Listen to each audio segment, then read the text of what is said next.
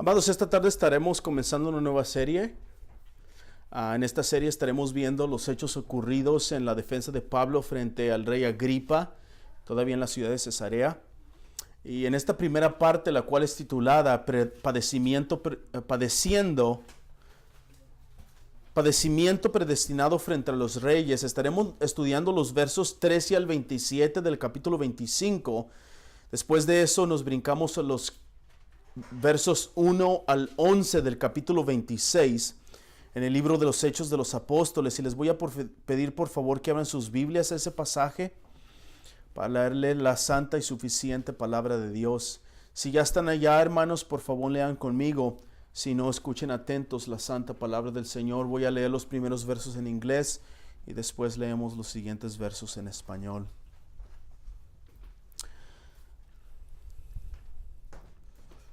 Beloved, this afternoon we will be starting a new series. In this series, we will be looking at the events that occur in the defense of Paul against King Agrippa II, still in the city of Caesarea in Festus. And in this first part of this series, which is titled Predestined Suffering Before Kings, we will be studying verses 13 through 27 of chapter 25. Then from there we'll go to chapter 26 and we'll read verses 1 through 11 of the book of Acts of the Apostles. And I'm going to ask you to please open your Bibles to that passage. If you're already there, please read with me. If you're not there, please listen carefully to the Holy Word of God. Hermana, ¿podría ayudarle a Antonia en el número del pasaje, por favor? Escúchenla. Please hear the Word of God. We will read the first few verses in English and then the rest in Spanish. Hear the Word of God. Escuchen la palabra del Señor. Now, when some days had passed, Agrippa the king and Bernice arrived at Caesarea and greeted Festus.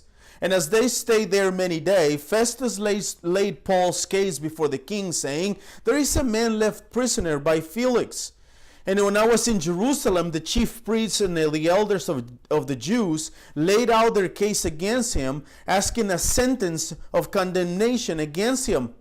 I answered them that it was not the custom of the Romans to give anyone before they met the accusers face to face and had the opportunity to make his defense concerning the charge laid against him.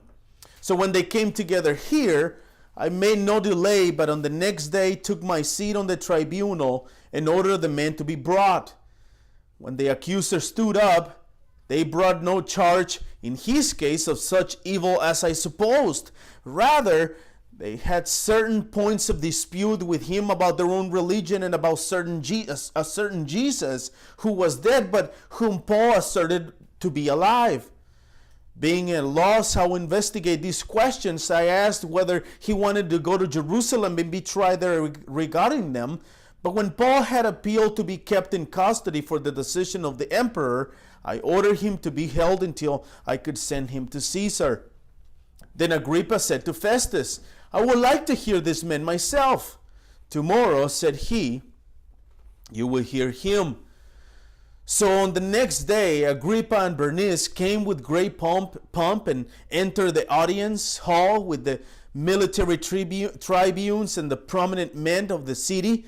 Then at the command of Festus, Paul was brought in. And Festus said, "King Agrippa, and all who are present with us, you see this man about whom the whole Jewish people petitioned me, both in Jerusalem and here, shouting that he ought not to live any longer. But I found that he had done nothing deserving death, and as he himself appealed to the emperor, I decided to go ahead and send him." 26. Sin embargo, no tengo nada definido sobre él para escribirle a mi señor, por eso lo he traído ante ustedes y especialmente a ti, rey Agripa, para que después de que se interrogue yo tenga algo que escribir. Porque me parece absurdo al enviar un preso no informar también a los cargos en su contra. Verso 1 del capítulo 26, Agripa II dijo a Pablo, "¿Se te permite hablar en tu favor?" Entonces Pablo, extendiendo la mano, comenzó su defensa. Con respecto a todo aquello de que los judíos me acusan, me considero afortunado, oh rey Agripa, de poder presentar hoy mi defensa delante de usted, sobre todo porque es experto en todas las costumbres y controversias entre los judíos, por lo cual le ruego que me escuche con paciencia. Pues bien, todos los judíos conocen mi vida desde mi juventud, desde el principio transcurrió entre los de mi pueblo y en Jerusalén. Puesto que ellos han sabido de mí desde hace mucho tiempo, si están dispuestos a testificar que viví como fariseo de acuerdo con la secta más estricta de nuestra religión, y ahora soy sometido a juicio por la esperanza de la promesa hecha por Dios a nuestros padres, que nuestras 12 tribus esperan alcanzar al servir fielmente a Dios noche y día, y por esta esperanza, oh rey, soy acusado por los judíos. ¿Por qué se considera increíble ante ustedes que Dios resucite a los muertos? Yo ciertamente había creído que debía de hacer muchos males en contra del nombre de Jesús de Nazaret. Esto es precisamente lo que hice en Jerusalén. No solo encerré en cárceles a muchos de los santos con la autoridad recibida de los principales sacerdotes, sino que también cuando eran condenados a muerte yo añadía mi voto. Castigándolos con frecuencia en todas las sinagogas, procuraba obligarlos a blasfemar y enfurecido contra ellos, seguía persiguiéndolos aún hasta en las ciudades extranjeras. Amén.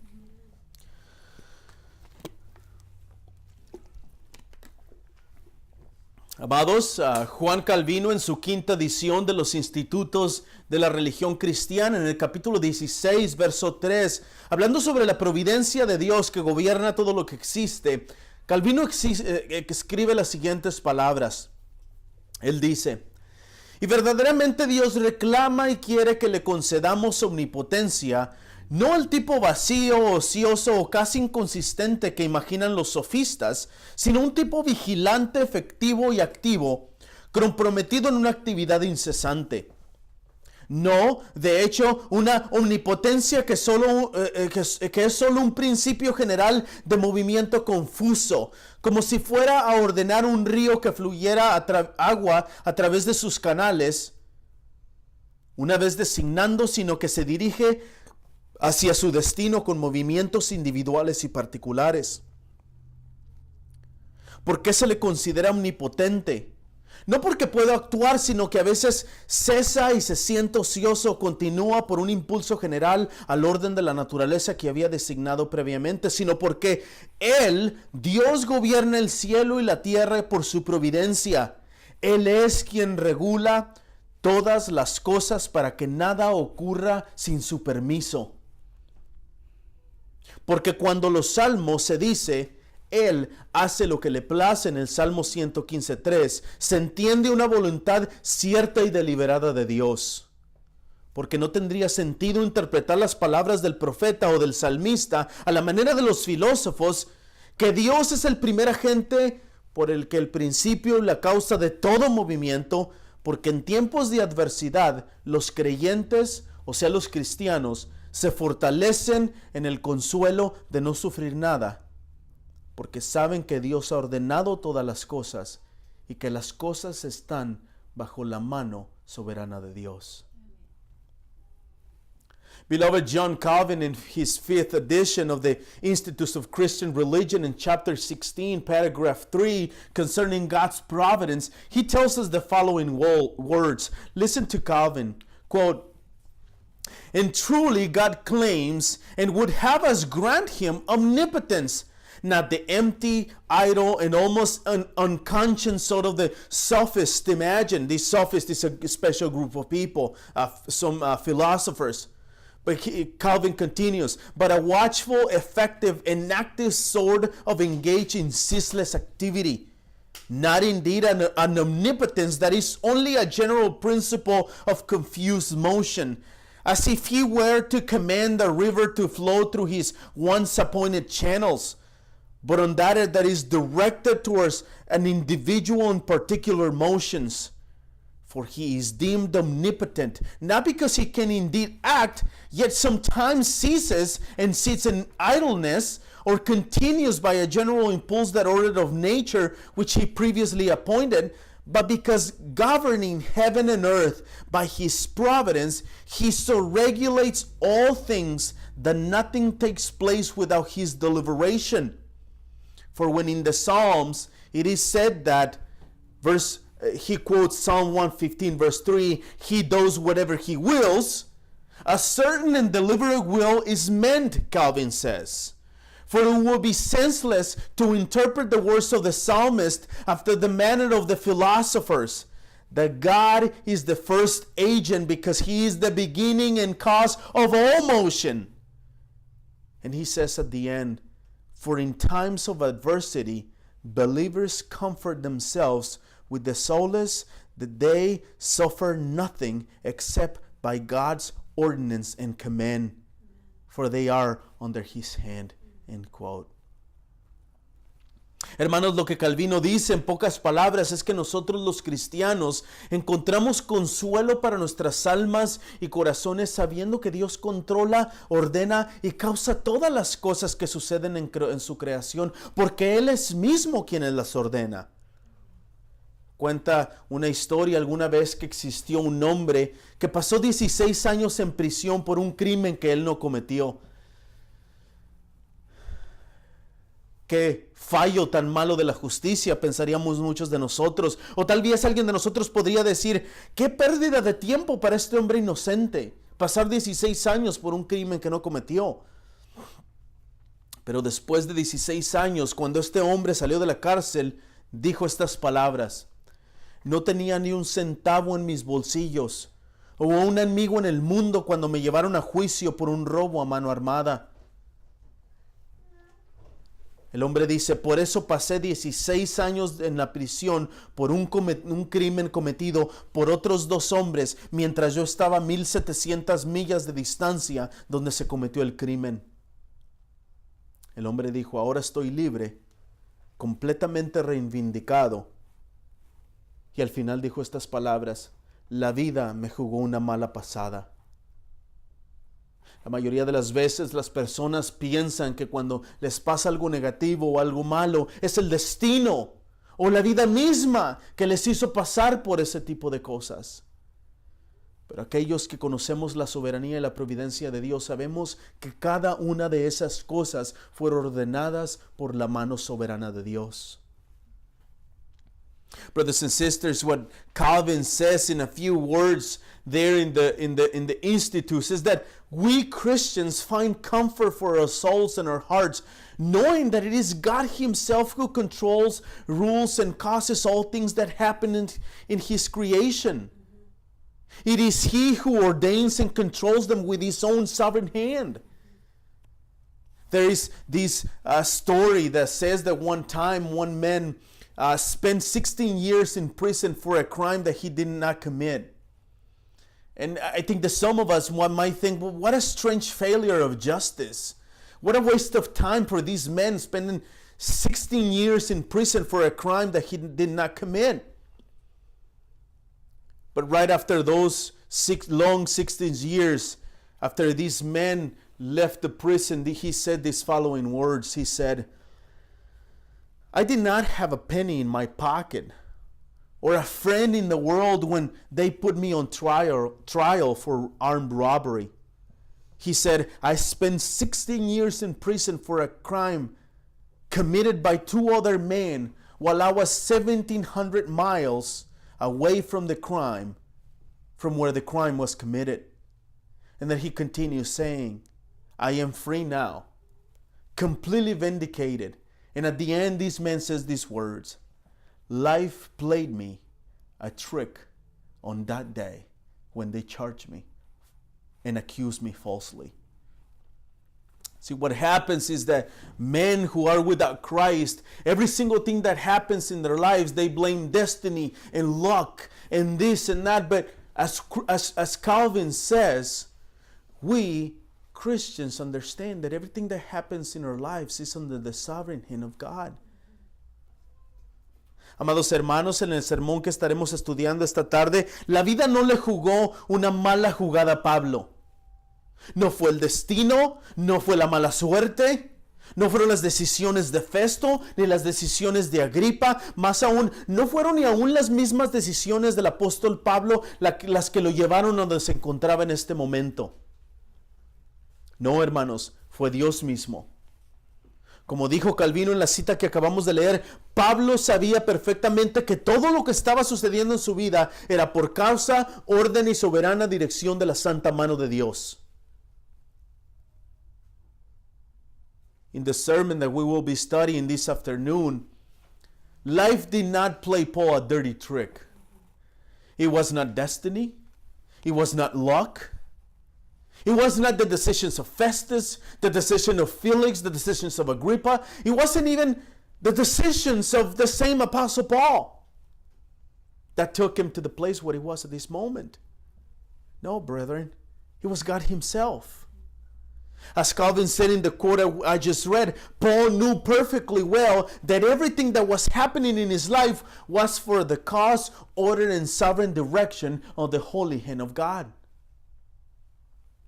Y para tener un entendimiento más sistemático, hermanos, del sermón de esta tarde, les voy a pedir por favor que consideren conmigo este sermón en dos puntos principales.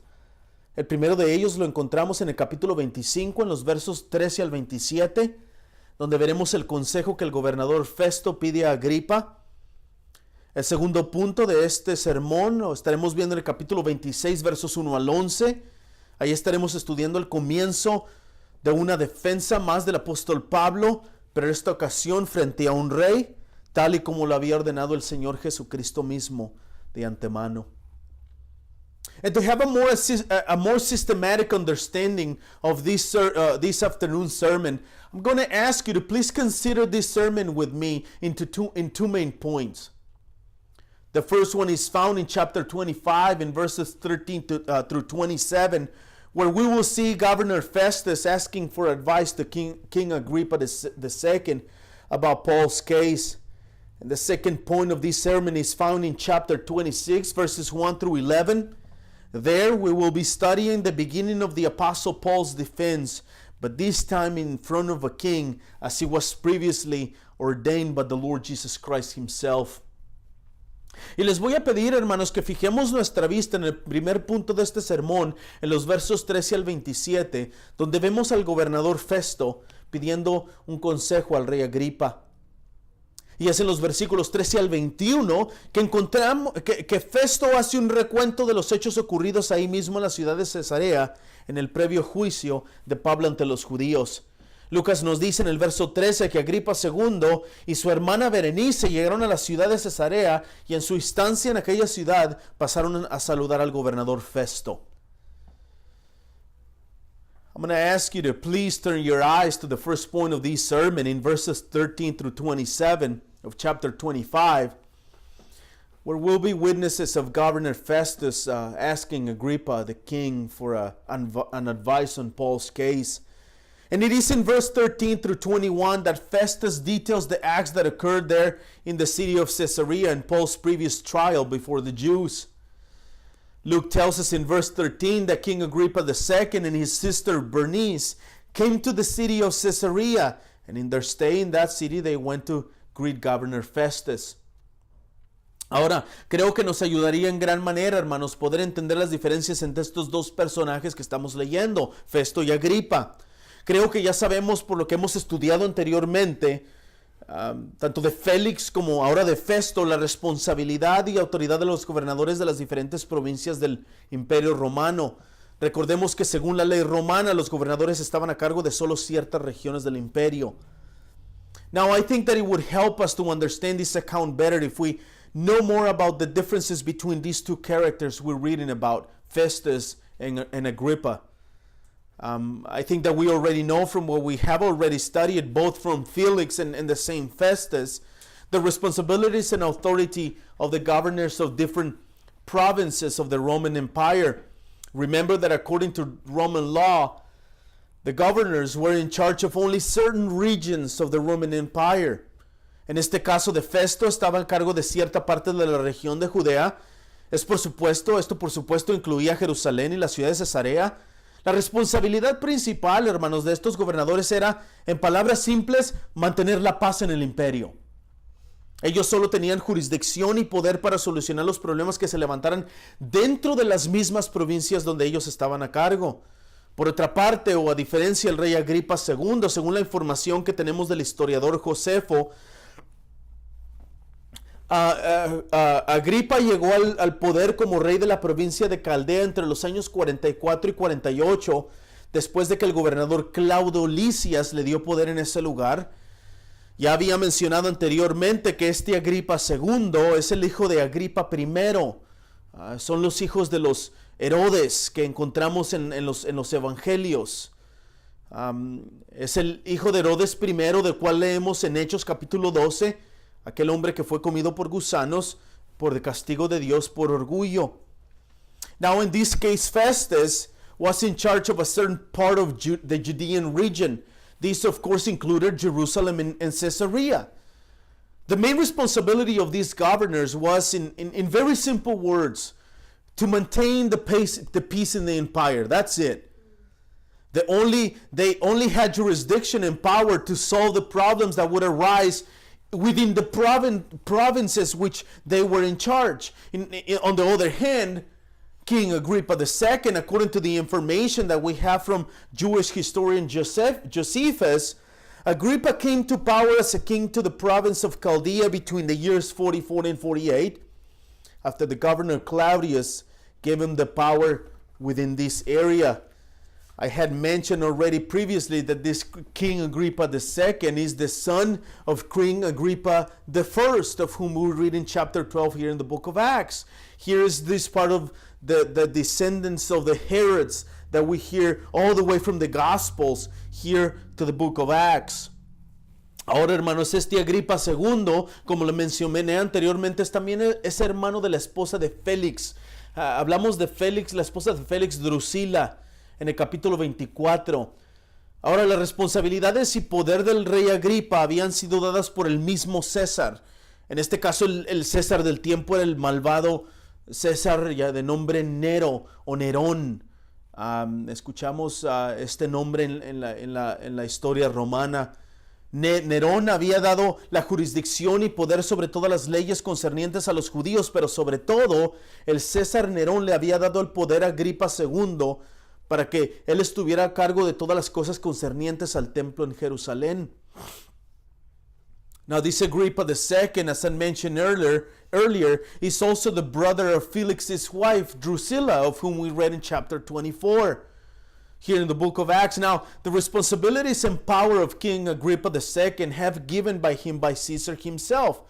In this case, the Caesar of the time was the evil Nero, of whom we know a lot of things, great persecutor of the church. Nero had given Agrippa II jurisdiction and power over all the laws concerning the Jews, but especially the laws concerning the temple in Jerusalem. Es necesario, hermanos, que recordemos qué fue lo que sucedió con Félix al final del capítulo 24, aquí en Hechos. Lucas nos dice que Festo fue el sucesor de Félix. Lo que sucedió con Félix es que los mismos judíos pusieron presión al gobierno y al imperio romano, y ellos accedieron a las peticiones y las exigencias de los judíos y les dieron un nuevo gobernador. En otras palabras, les dieron a Festo. Now, it is also necessary for us to remember, to understand this narrative, what happened with Felix at the end of chapter 24 here in Acts. Luke tells us that Festus was Felix's successor. What happened with Felix is that the Jews themselves had put pressure on the government, and the Roman Empire literally acceded to the request of the Jews, and they took off Felix from power and they put Festus, and this was just according to the pressure of the Jews. Ahora Festo, al saber estas cosas, hermanos, al saber que los judíos tenían, por decirlo así, cierto poder, al saber que ya se habían deshecho de Félix, al saber que el caso de Pablo era un caso mayormente concerniente a la ley judía, Festo, al saber que el poder religioso otorgado por el mismo Nero Agripa, es natural, hermanos, que Festo quisiera ganarse la confianza de Agripa II. No solo esto, sino que al tener un consejo de Agripa mismo, Festo ahora podría mandar a Pablo y usar las mismas palabras de Agripa II como otra de las razones por las que está enviando a Pablo a Roma. Existe otro personaje también envuelto en esta narrativa. Este otro personaje es Berenice. Esta Berenice es la hermana de Agripa II, son hermanos ellos. Los mismos judíos tenían a Berenice y Agripa como gente rara, por así decirlo. Se creía, aunque no es seguro totalmente, que Agripa II y su hermana Berenice vivían juntos como pareja, lo cual obviamente es incesto. Recordemos que Agripa II y Berenice y Drusila, todos ellos son judíos. Por esta razón, los judíos, al conocerlos, no tenían mucho respeto, que digamos, por Agripa II. Now Festus, knowing all of these things that happened previously with Festus, upon learning that the Jews had some, let's put it this way, some power, so to speak, knowing that they had already disposed of Felix, Festus, upon learning that Paul's case was a case mostly concerning Jewish law, knowing that the religious power granted by the same Nero to Agrippa, it is natural that Festus wants to earn the trust of Agrippa II. That's why he is so friendly with him. Not only this, by seeking counsel from Agrippa himself, Festus could now send Paul to use the same words of Agrippa as another reason of sending Paul to Rome, because he didn't have any, as we will see later. But there is yet another character involved in this account, and that is Bernice. As I mentioned previously, Bernice is Agrippa's sister. Now, there is historians debate on this, whether Bernice and Agrippa were living in a sexual relationship, even being siblings. But if this were to be true, the Jews themselves considered incest, and we do too, to have sexual relations with your sibling. And so for this reason, the Jews did not hold Agrippa with much respect, but although Festus is trying to gain his respect. Ahora Lucas nos dice en el verso 14, hermanos, que Agripa y Berenice estuvieron muchos días en Cesarea y Festo presentó el caso de Pablo a Agripa. Festo en los versos 15 al 17 da un recuento sobre los hechos que sucedieron en la previa audiencia entre los judíos y Pablo. Pero en el verso 18, Festo dice que las acusaciones que los judíos presentaron no eran crímenes del que él suponía. Lucas nos dice cuáles son estos crímenes, Lucas no nos dice cuáles son estos crímenes, pero lo que sí nos dice es que Festo estaba equivocado acerca de lo que los judíos acusaban a Pablo. Luke also tells us in verse 14 that Agrippa and Bernice spent many days in Caesarea, and Festus presented the case of Paul to Agrippa.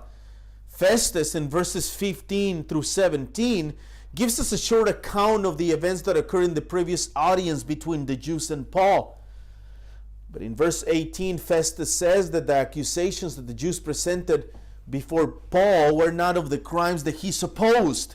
Now, we are not told exactly what are those crimes, but I think that the context would help us to understand a little better what those crimes were.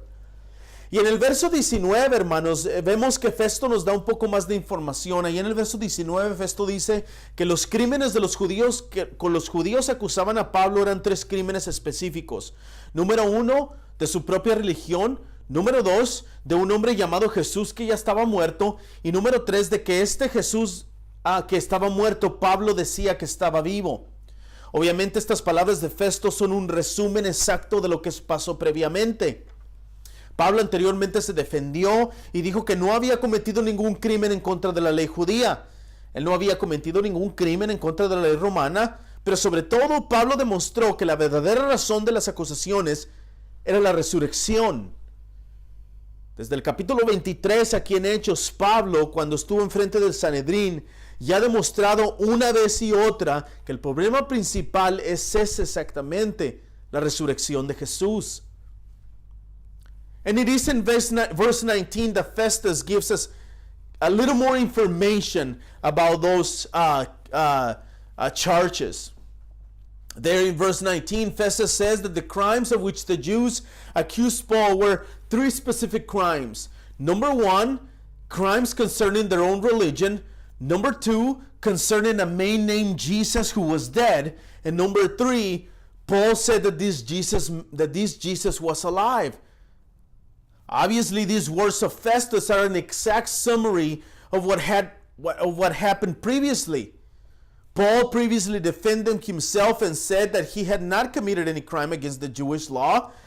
that he had not committed any crime against the Roman law, but above all, Paul showed that the real reason for the accusation was the resurrection of Jesus Christ.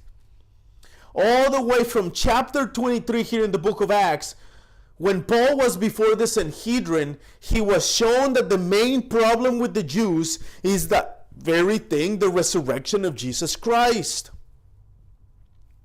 Y en los versos 22 al 27, hermanos, vemos el comienzo de este juicio o entrevista para revisar el caso de Pablo. Agripa, al escuchar lo que había sucedido con Pablo y los judíos, estuvo interesado de escuchar hablar a Pablo.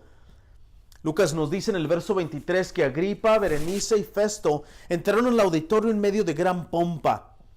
Ahora creo que estas palabras, gran pompa, nos ayudan a entender un poco mejor las palabras de nuestro Señor Jesucristo a Ananías en el capítulo 9 de este mismo libro de los Hechos. And it is in verses 22 to 27 that we see that the beginning of this long trial or sort of interview of the Apostle Paul before Agrippa II. Agrippa, upon hearing that what had happened with Paul and the Jews, was very interesting to hear the words of the Apostle Paul. And Luke tells us in verse 23 that Agrippa, Bernice, and Festus entered the auditorium in the midst of a great pomp. Now I believe that these words, great pomp, would help us to understand a little better the words of our Lord Jesus Christ to Ananias in chapter 9 of the book of Acts. Jesús le dijo a Ananías, hermanos, en aquella ocasión, en el capítulo 9, que Pablo sería su instrumento escogido para llevar su nombre en presencia de los gentiles, de los reyes y de los israelitas. Como ya lo mencioné anteriormente, ya hemos sido testigos de los hechos de Pablo llevando el evangelio a los israelitas. Esto lo hice siempre desde el principio de su conversión en Damasco. Leemos ahí mismo en el mismo Hechos 9. Ya hemos sido testigos también de todas las ocasiones en las que Pablo ha llevado y ha sido testigo del evangelio a los gentiles. Un ejemplo claro de esto es el capítulo 19 aquí en Hechos, donde los gentiles recibieron el Espíritu Santo en la ciudad de Éfeso. Now Jesus told Ananias in that occasion in chapter 9 that Paul was his chosen instrument to carry his name in the presence of three different groups, the Gentiles, but also the kings and Israelites. As I mentioned earlier, we have already witnessed the events of Paul taking the gospel to the Israelites. We are witness of this. From the beginning, his conversion in Damascus, he was already preaching to the Jews. There in chapter 9. We have already also been witnesses of all the occasions in which he has been a witness to the gospel to the Gentiles. A clear example of this is in chapter 19 here in the book of Acts, where the Gentiles in Ephesus received the Holy Spirit. Y aquí, hermanos, en las palabras de Lucas, en el verso 23 que vemos ahora, cómo Pablo está siendo testigo de frente ante los reyes. Ahí en el verso 23, Lucas menciona diferentes grupos, tres diferentes grupos de personas. Estos son, número uno, los reyes, que son Agripa y Berenice, los comandantes y los hombres importantes. Ahora, esta palabra, hermanos, pompa, es la única ocasión que está escrita en todo el Nuevo Testamento. Esta palabra es definida como parte de la imaginación o el poder por el cual se presenta un objeto. Esta palabra, hermanos, es de donde proviene para nosotros la palabra fantasma. En otras palabras, esta palabra significa como admiración. Esto significa que Agripa y Berenice y estos hombres se presentaron en medio de un gran espectáculo, un gran show que sorprendió a todas las personas, que causaba admiración a todas las personas presentes. Una vez más, hermanos, esta es una manera clara y precisa en la que Lucas nos detalla cómo Pablo está ahora a punto de cumplir exactamente las palabras predichas por el Señor Jesús en Hechos 9:15. And it is here in the words of Luke in verse 23 that we see how Paul is witnessing Christ before kings. There in verse 23, Luke makes mention of three different groups of people. These are the kings, which is Agrippa and Bernice, the military tribunes, and the prominent men of the city. Now this word again, pomp, this is the only occasion in which this word is written throughout the whole New Testament. This word is defined as part of the imagination or the power by which an object is presented. This word pump in the original word language in which the New Testament was written is where we get the word ghost in English. In other words, this word means that these people came in with a great show and admiration. They were in awe of the presence of the king. And I think once again, dear brethren, that this word clearly tells us, and Luke clearly shows us the details of how Paul now is about to fulfill exactly the words predicted from our Lord Jesus Christ in Acts 9:15. Los versos 25 al 27 nos muestran varias cosas importantes en las que debemos poner atención. Estos tres versos nos muestran las faltas de razones y sobre todo la falta de evidencia de Festo para enviar a juicio a Pablo a Roma.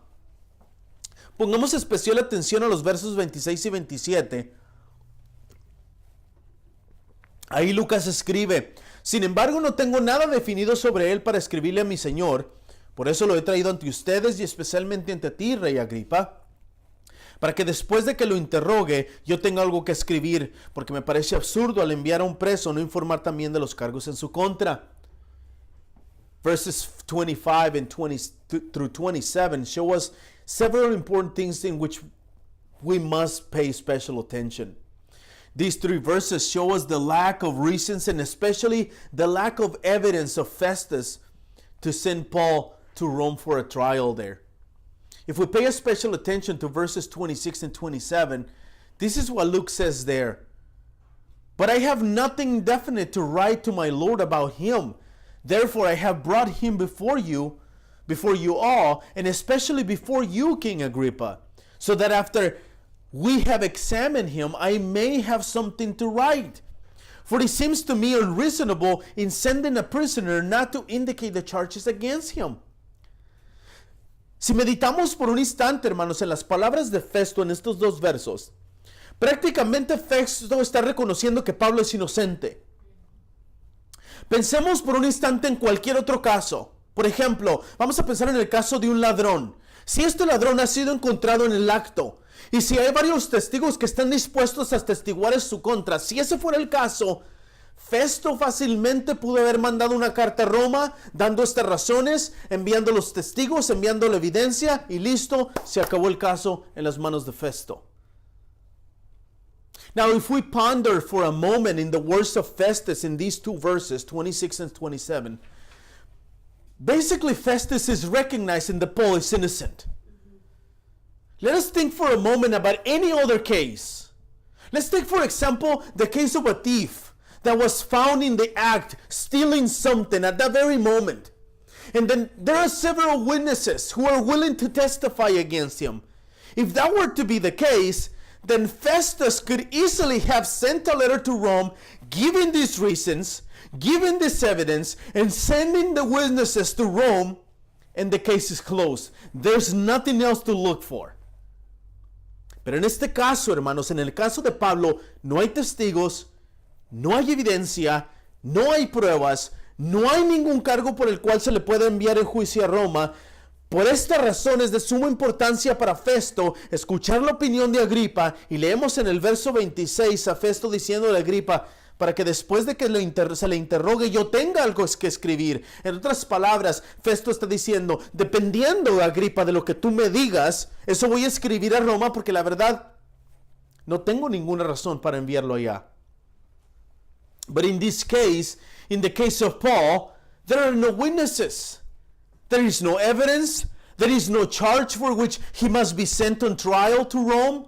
For this reason, it is very important that for Festus to hear the opinion of Agrippa, and we read in verse 26 of Festus telling Agrippa, but I have nothing definite to write to my Lord about him. So after we have examined him, I might have something to write. In other words, he says, as if Festus was saying, well, depending on what you tell me, well, that's what I'm going to write to Rome, because I have no reason to send them there. Pero notemos algunas otras cosas en estos 3 versos que son muy interesantes, hermanos. Ya establecimos que Festo no tiene ninguna razón o evidencia para enviar a Pablo a Roma. Él mismo admite eso. Pero notemos que, sin decir las palabras Pablo es inocente, Festo prácticamente sabe, piensa y está diciendo que Pablo es inocente. La única razón por la que lo ha enviado a Roma es porque el mismo Pablo apeló a César. Lucas nos dice eso en el verso 25. But let's notice some other things in these 3 verses that are very interesting. We already established that Festus does not have any reason or evidence to send Paul to Rome. He admits that. But let's notice that without saying the words Paul is innocent, Festus practically knows things and he's saying that Paul is innocent. The only reason why he's sending Paul to Rome is because Paul himself appealed to Caesar. Luke tells us that in verse 25. Otra cosa importante que debemos notar en estos versos, hermanos, es que estos versos nos llevan otra vez al capítulo 21 aquí en el libro de Hechos, en la profecía de Ágabo.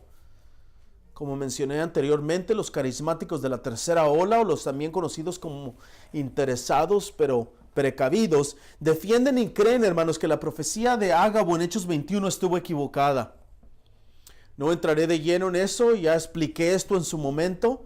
Pero lo que sí quiero que veamos es que este pasaje, hermanos, una vez más nos muestra que la profecía de Ágabo fue 100% exacta como él había predicho.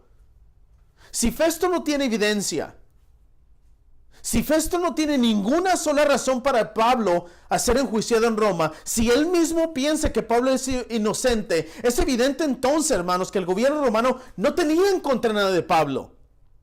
No había nada de qué acusarlo, ni siquiera tenerlo en prisión. Fueron los judíos quienes lo apresaron y siguen siendo los judíos la razón que el Señor Jesús está usando para llevar a Pablo a Roma.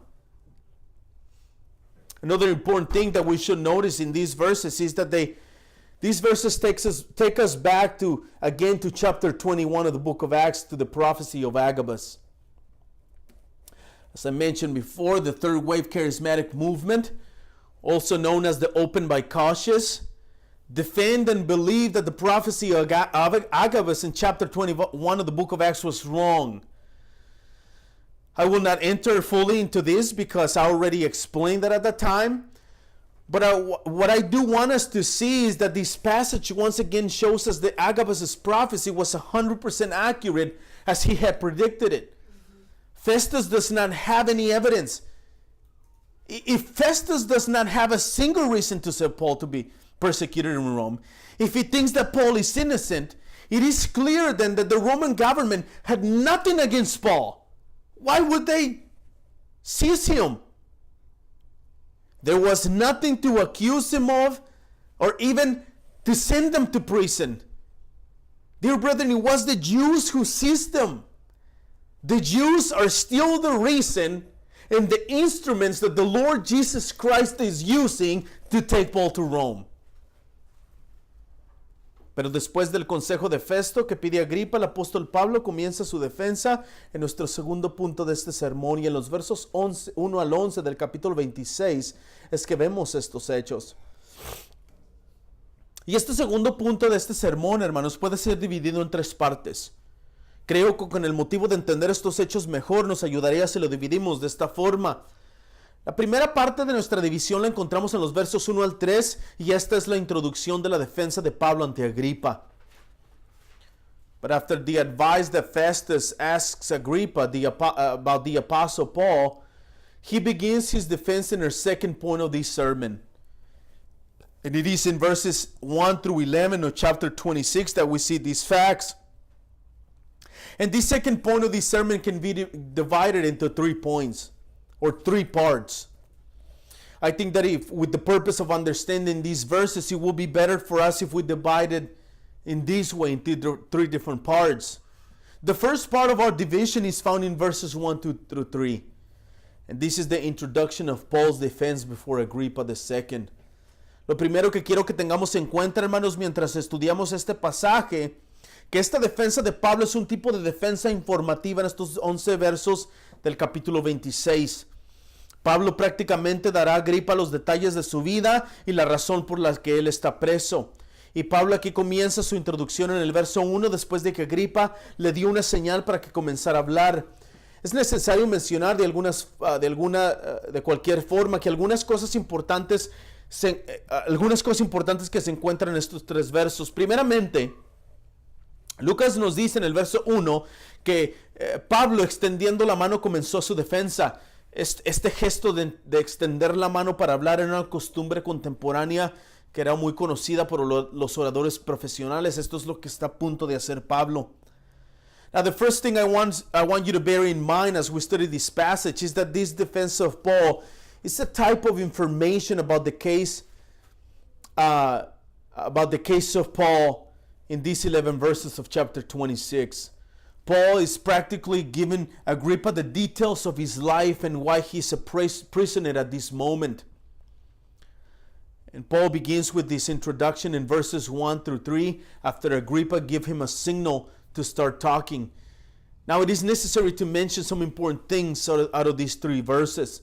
First, Luke tells us in verse 1 that Paul stretched out his hand and made his defense.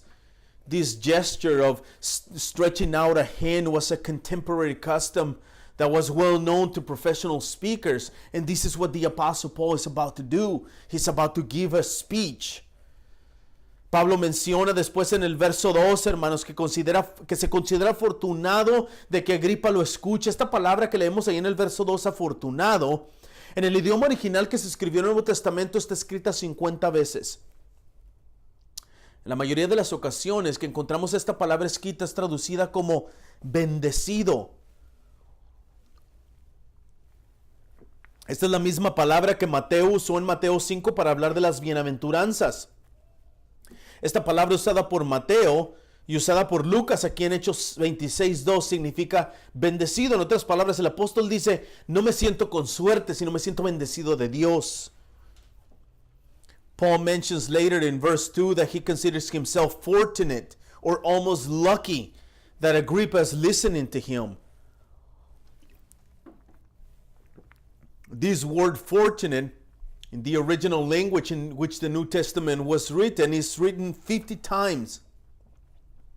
In most of the occasions where we find this word written, this word is translated as blessed. This same word was used by Matthew in Matthew 5, where he speaks of the Beatitudes. That word used by Matthew in Matthew 5 and is used here by Luke 2 and Acts 26:2 literally means blessed. Y hermanos, creo que esta palabra puede ayudarnos a entender mejor aún la soberanía y la providencia de Dios que ya hemos estado estudiando los últimos capítulos de Hechos. Dios está envuelto y dirigiendo todos y cada uno de los hechos que están sucediendo con la vida del apóstol Pablo, hermanos. Estas palabras de nuestra Biblia, la nueva Biblia latinoamericana de hoy, no significan que Pablo se consideraba un hombre afortunado o como un hombre con mucha suerte, o que el destino le había sonreído. Más bien, lo que Pablo está diciendo es que se considera bendecido al tener la oportunidad de poder presentar su defensa en frente de Agripa. En otras palabras, quiero que veamos, hermanos, la soberanía de Dios en este pasaje. Esto no es la obra de la suerte ni del destino, sino más bien la mano soberana de Dios. Pablo sabe eso perfectamente. I believe, dear brethren, that this word can help us to understand even better the sovereignty and providence of God that we have been studying the last few chapters of Acts. God is involved in directing each and every one of these events that are happening with the life of the Apostle Paul. These words of our Bible, the ESV translation there, fortunate, did not mean that Paul considers himself a lucky man as if by luck or destiny. Rather, what Paul is saying is that he considers himself blessed by having the opportunity to present his defense in front of Agrippa II. In other words, Paul sees God's sovereignty in this situation. This is not the work of fate or destiny, but rather the sovereign hand of God. And Paul knows that perfectly. Pero el mismo Pablo, hermano, da razones por las que se siente bendecido de poder presentar su defensa ante Agripa en el verso 3. Ahí Pablo claramente dice que porque él sabe que Agripa es un experto en todas las costumbres y controversias de los judíos.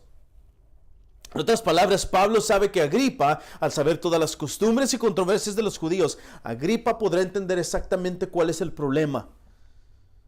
Pero es ahí mismo en el verso 3 que Pablo nos da una idea de que su defensa sería una defensa larga y que tomaría mucho tiempo para poder explicar todo con claridad. Al final, en el mismo verso 3, Pablo dice a Agripa, por lo cual le ruego que me escuche con paciencia. Y hermanos, yo también les ruego que me escuchen con paciencia esta tarde. En otras palabras, es como si Pablo estuviera diciendo, esto va a ser largo, por favor tenga paciencia y escuche lo que tengo que decir. But Paul himself gives us the reason why he feels blessed to be able to present his defense before Agrippa in verse 3. There, Paul clearly says that because he knows that Agrippa is familiar with all the customs and controversies of the Jews. In other words, Paul knows that Agrippa knows exactly what's going on with the Jews. Agrippa will be able to understand exactly what the problem is.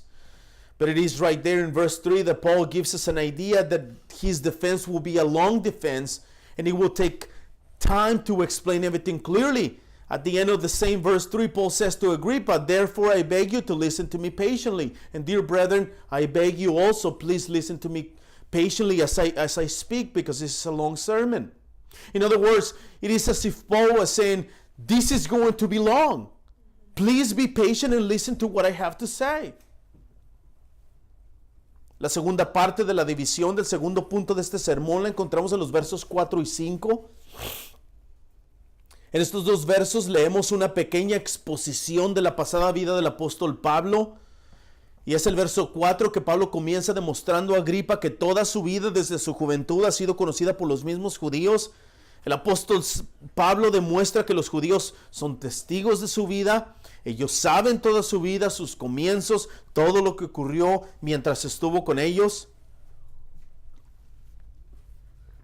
The second part of the division of this second point of the sermon is found in verses 4 and 5. In these two verses, we read of a small exposition of the past life of the Apostle Paul. And it is in verse 4 that Paul begins by showing Agrippa that all his life from his youth has been well known by the Jews themselves. The Apostle Paul shows that the Jews are witnesses of his life. They know all of his life from the beginning and everything that happened while he was with them. Pero no solo esto, hermanos, en el verso 5, una vez más el apóstol repite que ellos lo conocen desde hacía mucho tiempo, desde su juventud. Ellos sabían muy bien que Pablo era un fariseo. Y quiero que pongamos atención a las palabras del mismo Pablo. Si hiciéramos una examinación minuciosa, hermanos, entre esta defensa y las otras ocasiones en las que Pablo estuvo, por ejemplo, en frente de Claudio o de Félix o del mismo Festo, en ninguna de esas ocasiones Pablo dijo las palabras que ahora él mismo está diciendo a Agripa II. Esto es porque Agripa es judío. Usando las mismas palabras de Pablo, Agripa es un experto en las costumbres y controversias de los judíos. Una vez más, estas palabras de Pablo a Agripa son palabras de confianza porque Pablo sabe que Agripa entiende exactamente lo que Pablo dice. Now in verse 5, once again, the apostle repeats that the Jews have known him for a long time. Since his youth. They know him very well. They know that he was a Pharisee. But I want us to pay attention to the words of the Apostle Paul there. If we were to do a detailed examination between this defense in the other occasions in which the Apostle Paul has been, for example, in front of Claudius or Felix or the same Festus, in none of these occasions did Paul say the words that he's now saying to Agrippa II. And that is because Agrippa is a Jew. Quoting the words of Paul himself, he is familiar with all the customs and controversies of the Jews. Once again, in these words of Paul to Agrippa are words of confidence because Paul knows that Agrippa understands exactly what Paul is saying. Y es en los versos 6 al 11 que encontramos la tercera parte en la que dividimos el segundo punto de este sermón, hermanos. Aquí vemos que Pablo da a Agripa las verdaderas razones por las que él está preso en este preciso momento. Y en el verso 6 Pablo repite una palabra que ya ha venido usando desde que estuvo en el Sanedrín hasta este momento. Esta palabra es la palabra esperanza. Obviamente poniendo todo el enunciado junto. Y en el verso 6 Pablo dice que él está sometido a juicio por la esperanza de la promesa hecha por Dios a nuestros padres. And it is in verses 6 through 11 that we find the third part in which we will divide the second point of this sermon. Here we see that Paul gives Agrippa the real reasons why he's a prisoner at this moment. And in verse 6, Paul repeats a word that he's been using since he was in the Sanhedrin until now. This word is the word hope there in verse 6. Obviously putting the whole sentence together, in verse 6, Paul says that he now stands there on trial because of his hope in the promise made to by God to the fathers. Ahora, hermanos, esta esperanza nosotros ya sabemos qué significa. Esta esperanza fue introducida por Pablo en el capítulo 23, en el verso 6 para ser más específicos. Esta esperanza es la esperanza de la resurrección de los muertos. En otras palabras, lo que Pablo está diciendo a Agripa es que él está preso y está en juicio por motivo de la resurrección de los muertos. Pablo está diciendo que el Señor Jesús había muerto y había resucitado al tercer día para ser el primero entre sus hermanos y él sería quien resucitaría a los suyos en el día final. Now we already know this word hope. We already know what it means. This hope was introduced by Paul in chapter 23 verse 6 to be more specific. This hope is the hope of the resurrection of the dead. In other words, what Paul is saying to Agrippa is that he is in prison and he is on trial at this moment because of the resurrection of the dead through the Lord Jesus Christ. Paul is saying the Lord Jesus Christ had died and he had risen on the third day to be the first among his brothers and who will be the one who would raise them up on the last day. Esta palabra que leemos ahí en el verso 7, hermanos, esperanza, significa esperar, confianza, seguridad, certidumbre, creencia, promesa, perspectiva. Esta palabra indica el acto de mirar hacia adelante, hermanos, de mirar hacia el futuro con confianza, con una seguridad de que alguna cosa o algún objeto va a suceder con seguridad. Amados hermanos, esta esperanza de Pablo es también la esperanza de la iglesia de Cristo. La esperanza de ustedes, mi esperanza, la esperanza dada a la iglesia, hermanos, la esperanza dada a nosotros, la esperanza de la resurrección del Hijo de Dios, Jesucristo, la esperanza que a través de su resurrección y con su resurrección, también nosotros seremos resucitados en el día final. This word again, hope, we read in verse 7, means to expect. It also means confidence, security, certainty. This word indicates the act of looking forward with confidence, with security of some object or thing, to look to the future with confidence, to a future event. Now the future event is the resurrection. Dear brethren, this hope of Paul is also the hope of the church of Christ. It is your hope. It is my hope. The hope given to the church of Christ. The hope given to us. The hope of the resurrection of the Son of God, Jesus Christ. The hope that through His resurrection and with His resurrection, we would also be resurrected on the last day. Pero ahí mismo en el verso 6, Pablo dice, en otras palabras, que debemos poner mucha atención. Pablo ahí dice que la esperanza de la resurrección es una promesa hecha por Dios a los padres. Lo que Pablo dice con estas palabras es que las promesas de Dios, hermanos, todas, a todos aquellos quienes son suyos, comenzando con Abraham, Isaac y Jacob, hasta ustedes y yo, vienen a su cumplimiento en el día final. El día en que todos los seres humanos serán resucitados, unos para vida eterna y otros para la condenación. En este caso, la promesa de la resurrección para la vida eterna fue hecha por Dios a sus elegidos, y esa es la razón por la que Pablo está en este momento preso y siendo juzgado. Right there in verse 6, Paul says other words that we should pay close attention to. Paul says there that the hope of the resurrection is a promise made by God to the fathers. What Paul says with these words is that God's promises, all of them, every single one of them, are for all of those who are His, beginning with Abraham and Isaac and Jacob, even you and I. And all of these promises come to a fulfillment on the last day.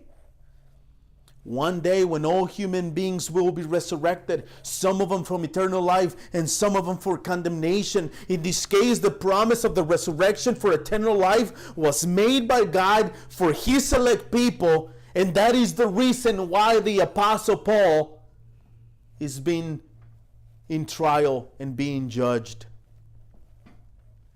Pero vean, hermanos, que en el verso 7 Pablo hace una mención una vez más de los patriarcas. Ahí menciona las 12 tribus de Jacob. Una vez más, esto lo hace con motivos de conectar al cristianismo con la historia redentora de Dios desde el principio de la creación hasta la resurrección de los muertos. Dios, hermanos, conoce a los suyos. Dios sabe quiénes son sus elegidos. No solo los de las 12 tribus, sino los de toda lengua y toda nación. Todos los que son suyos, todos nosotros, todos aquellos quienes el Espíritu de Dios nos ha regenerado, todos nosotros, aquellos quienes el Señor Jesús conoce, todos aquellos quienes viven una vida conforme a las Escrituras, todos aquellos quienes viven una vida y dan testimonio que muestra el fruto del Espíritu de Dios. Todos nosotros vivimos con la esperanza infalible que algún día el Señor regresará con poder y gloria y con sus santos ángeles, con una trompeta, y llamará a los suyos de todas partes del mundo y los resucitará para vivir con Él eternamente en su gloria. But see that in verse 7 Paul makes mention once again of the patriarchs. There he mentions the 12 tribes of Israel. Once again, the Apostle Paul is connecting Christianity with the redemptive history of God from the beginning of the creation to the resurrection. Dear brethren, God knows His own. God knows who His chosen people are, not only of the 12 tribes of Israel, but every tongue and nation, all colors of skins and nationalities. He knows all who are His, all of us. All of those who have been regenerated by the Spirit of God, all of us, those whom the Lord Jesus Christ knows, all of those who live a life according to the Scriptures, all of those who live a life and give a testimony that shows the fruit of the Spirit of God, all of us who live with the infallible hope that one day the Lord Jesus will return with power and glory, and with His holy angels, with a trumpet, and He will call His own from the east and the west and from every part of the world, and He will raise them up to live eternally with Him in His glory. Y Pablo en los últimos 4 versos de estos primeros 11 versículos, hermanos, del capítulo 26, una vez más hace un recuento de los hechos ocurridos anteriormente. Y comienza en el verso 8 con una pregunta retórica. ¿Por qué se considera increíble entre ustedes que Dios resucite a los muertos? Es como si Pablo estuviera diciendo, ¿por qué dudan del poder de Dios? ¿Por qué dudan de que Jesús en su muerte y resurrección ha vencido a la muerte y han conseguido resurrección para los cuerpos de aquellos que son suyos? And Paul, in the last 4 verses of these first 11 verses of chapter 26, once again recounts the events that occurred previously since his arrest at the hands of the Jews. And it begins in verse 8 with a rhetorical question. Paul says, Why is it thought incredible by any of you that God raises the dead? It is as if Paul was asking, why do you doubt the power of God? Why do you doubt that Jesus in His death and resurrection has conquered death and accomplished the resurrection of the bodies of those who are His? La pregunta reta a los hombres presentes, hermanos, especialmente a Agripa, a meditar y pensar y preguntarse, ¿por qué es tan increíble que Dios haya hecho una promesa? ¿Por qué es tan increíble que Dios haya resucitado a su Hijo Jesús? ¿Por qué es tan increíble que Dios resucite a los muertos? Nada es imposible para Dios. Dios ha hecho su promesa de no abandonar a su Hijo Cristo en el Hades, y Dios prometió que no permitiría que su santo, su Hijo Jesús, su Hijo unigénito, viera corrupción. This question, dear brethren, challenges the men present, especially Agrippa, to meditate, to think, and to ask themselves, why is it so incredible that God made a promise? Why is it so incredible that God has resurrected His Son Jesus Christ? Why is it so incredible that God resurrects the dead? Nothing is impossible for God. God had made His promise that He would not abandon His soul to Hades, or let His Holy One, His Son Jesus, His only begotten Son, see corruption. El mismo apóstol Pablo estaba en la misma situación que estaban todos los hombres que estaban ahí presentes escuchando su defensa. La misma situación en la que estaban los judíos. En una enorme oscuridad del pecado, sin Cristo, sin salvación, sin luz, odiando a Cristo, odiando el Evangelio, odiando a aquellos quienes predican al Evangelio. Pablo los persiguió, les hizo males, pero el mal, el odio, la blasfemia no fue para los que predicaban el Evangelio. El odio y la blasfemia fue para la persona de Cristo. Fue a Él quien Pablo persiguió.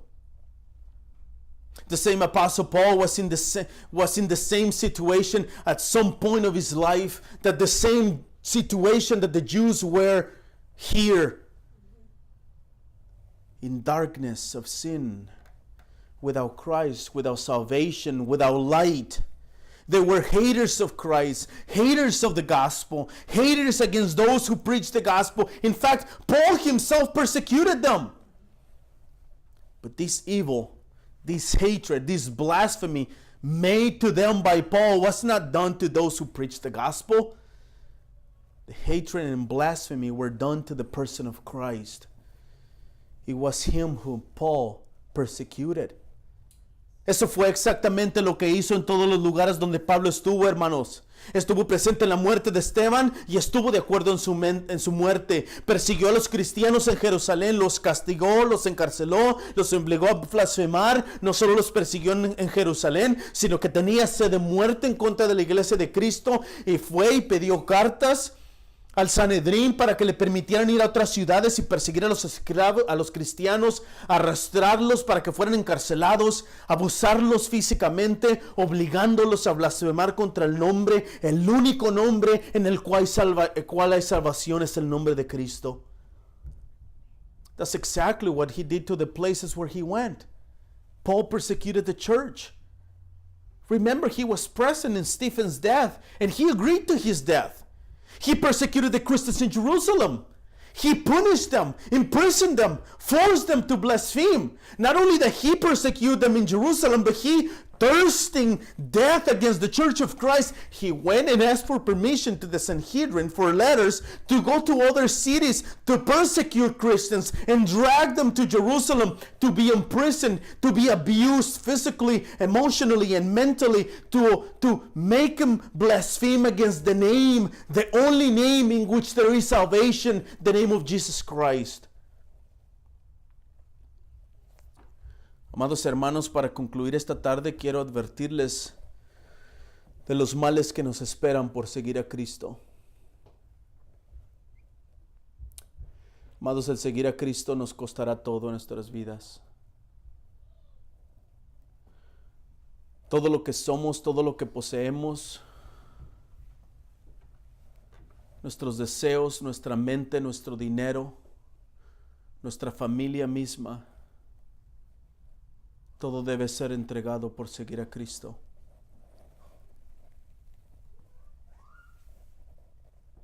El apóstol Pablo aquí en esta narrativa explica que sus sufrimientos y la razón por la que está preso es por el nombre de Cristo, por la esperanza de la que habló nuestro Señor Jesús de que iba a resucitar a los muertos en el día final.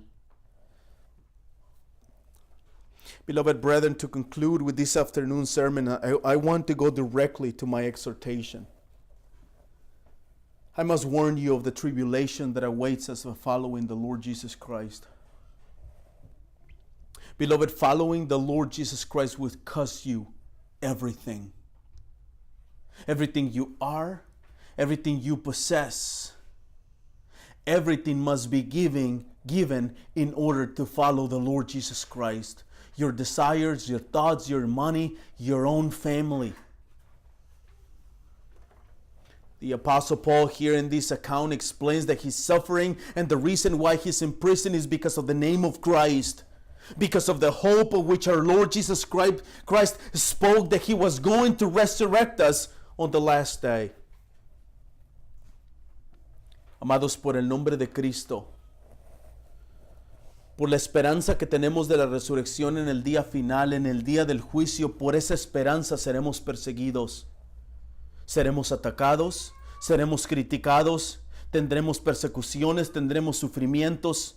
La esperanza de la resurrección, aquello que esperamos, aquello que anhelamos, que tenemos plena confianza de que llegará algún día, aquel día cuando el Señor Jesús regrese con poder y gloria y sus santos ángeles y nos lleve con Él a la gloria, a reinar con Él por la eternidad. Esa esperanza, hermanos, será la causa de nuestros sufrimientos. Si quieres seguir a Cristo, te va a costar tu vida. Y debemos estar listos para estos sufrimientos. Debemos pedir al Señor que nos dé fuerza para que el día que llegue la persecución y el sufrimiento no caigamos. Debemos pedir ayuda al Espíritu para que el día que tengamos que dejar todo por el nombre de Cristo y la esperanza de la resurrección, lo dejemos todo y a todos. Que pongamos a Cristo primero y por encima de todo y por encima de todas las personas. Beloved, because of the name of Christ, because of the hope that we have of the resurrection on the last day, on the day of judgment, because of that hope we'll be persecuted. We will be attacked. We will be criticized. We will suffer. The hope of the resurrection that which we long for, the hope in which we have full confidence of, that it will come one day. That day when the Lord Jesus Christ returns with power and glory and with his holy angels to take us with him to glory, to reign with him for eternity, that hope will be the cause of our sufferings. We will lose our family. We will lose our friends. We will lose financial stability. And we must be ready for those sufferings. We must ask the Lord to give us strength for that day when persecution and suffering comes. We must ask the Spirit for help so that on that day we have to leave everything for the name of Jesus Christ and the hope of the resurrection. We must pray that we will leave everything for Him, that we would put Christ above all and above all people. Pero amados, también quiero consolarlos. Permítanme confortarlos con la palabra de Dios. El Espíritu en 1 de Pedro, capítulo 1, verso 3 y 4 nos consuela con estas palabras. Bendito sea Dios y el Padre de nuestro Señor Jesucristo, quien según su misericordia nos ha hecho nacer de nuevo una esperanza viva mediante la resurrección de Jesucristo de entre los muertos, para obtener una herencia incorruptible, inmaculada y que no se marchitará, reservada en los cielos para ustedes. Amados, la esperanza de nuestra resurrección es la promesa de la vida eterna. La vida en el cielo con el Señor Jesús, allá en el cielo donde no habrá más tristeza, ni más preocupaciones, ni más dolor, el lugar del último y eterno descanso. Esta esperanza es dada a nosotros por medio de la misericordia de Dios. Él, hermanos, el Señor Jesús nos dio vida juntamente con Él. Él resucitó de entre los muertos y con eso aseguró vida eterna y resurrección para nosotros por medio de la fe. Y esa herencia de vida eterna está en el cielo, segura, incorruptible, guardada y lista para nosotros, ya sea que el Señor nos llame o Él venga primero. Y por eso le damos honra y gloria. Amén. But dear brothers and sisters, also let me comfort you. Let me console you with the Word of God. The Spirit in 1 Peter chapter 1 verses 3 and 4 comforts us with these words. The Spirit says, Blessed be the God and Father of our Lord Jesus Christ. According to His great mercy, He has caused us to be born again to a living hope through the resurrection of Jesus Christ from the dead, to an inheritance that is imperishable, undefiled, and unfading, kept in heaven for you. Beloved, the hope of our resurrection is the promise of eternal life. Life in heaven with the Lord Jesus, in heaven where there will be no more sadness, no more worries, no more pain. The place of the eternal and last rest. This hope is given to us through the mercy of God. Brethren, the Lord Jesus gave us life together with Him. He rose from the dead, and with that He assured us eternal life and resurrection through faith in Him. And that inheritance of eternal life is in heaven, secure, incorruptible, safely kept and ready for us, whether the Lord calls us or He comes first. And that is why we give Him honor and glory. Amen. Amen. Let's pray. Vamos a orar, hermanos. Bendito Padre Celestial, te damos gracias por la promesa de la resurrección. Gracias por la promesa de vida eterna. Gracias por tener la vida eterna en el cielo, segura, incorruptible. Padre, te ruego en el nombre de Cristo esta tarde que cuando vengan las tribulaciones y persecuciones nos ayudes a obedecerte y amarte. Te ruego, Señor Jesús, que nos ayudes a dejar todo por tu nombre. Te ruego, Señor Jesús, que te pongamos a ti primero, Señor, encima de cualquier situación o cualquier persona, Señor. Ayúdanos a amarte, a ser fieles a ti. Espíritu Santo, prepáranos con poder para recibir la tribulación y fortalece en nosotros la esperanza de la resurrección. Sanctify us, Lord. Prepare us for persecution and tribulations, and help us to bless the name of the Lord Jesus Christ and sing praises even in the midst of tribulations, and help us to continually remember the hope of the resurrection of the dead in eternal life. Bless us and help us to live everything for the name, the only name in which there is salvation, the name of the Lord Jesus Christ. And in His name we pray. Amen.